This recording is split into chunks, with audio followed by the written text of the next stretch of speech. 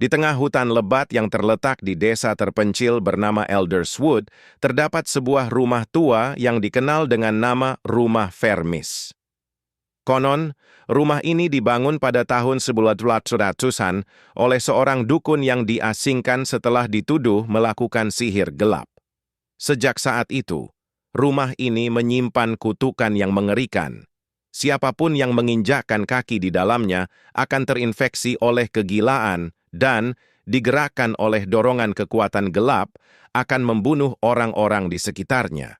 Tersembunyi di balik pepohonan rimbun, rumah ini tampak semakin angker seiring berjalannya waktu. Dinding kayu berwarna hitam dilapisi lumut, dan jendela-jendela pecah terlihat seperti mata-mata yang mengawasi setiap langkah orang yang mendekat. Suara angin yang berdesir di antara dedaunan menciptakan suasana serem, seolah hutan itu sendiri memperingatkan para pelintas untuk menjauh.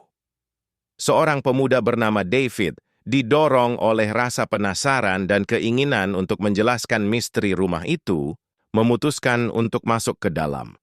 Dia membawa senter dan catatan untuk mencatat pengalamannya. Setiap langkahnya di dalam rumah dipenuhi kegelapan dan keheningan yang mencekam. Dinding-dindingnya berkilau dengan jejak darah yang sudah mengering, sebuah pengingat akan tragedi masa lalu. Begitu David melangkah lebih jauh ke dalam, suasana berubah. Di ruangan sebelah, dia menemui buku kuno yang tergeletak di atas meja, dengan halaman-halamannya berisi mantra dan ramalan gelap. Tanpa sadar, dia membacakan beberapa frasa, dan seketika dia merasakan getaran dingin menyusup ke dalam tulang belulangnya. Dalam sekejap, pikirannya mulai dipenuhi oleh bayangan-bayangan menakutkan, suara jeritan, penglihatan darah mengalir, dan sosok-sosok yang tampak terdistorsi. Dalam keadaan setengah sadar, David merasakan dorongan untuk keluar dari rumah itu, namun kakinya seakan terpaku di tempat. Tak lama kemudian, dia mendengar langkah-langkah berat mendekat. Seorang pria tua dengan wajah hancur dan matanya yang kosong berdiri di depannya. "Kau sudah terinfeksi," katanya dengan suara serak. "Kini, kau adalah bagian dari kutukan ini." David berusaha untuk melawan, namun pikirannya dipenuhi gelombang kegilaan.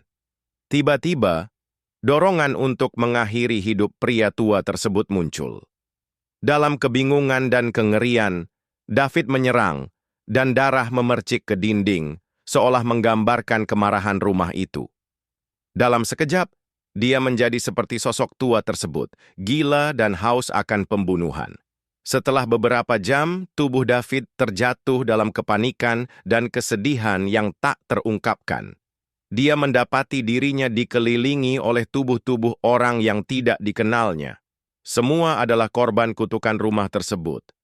Itu adalah keluarga dan teman-teman yang pernah berkunjung ke rumah ini.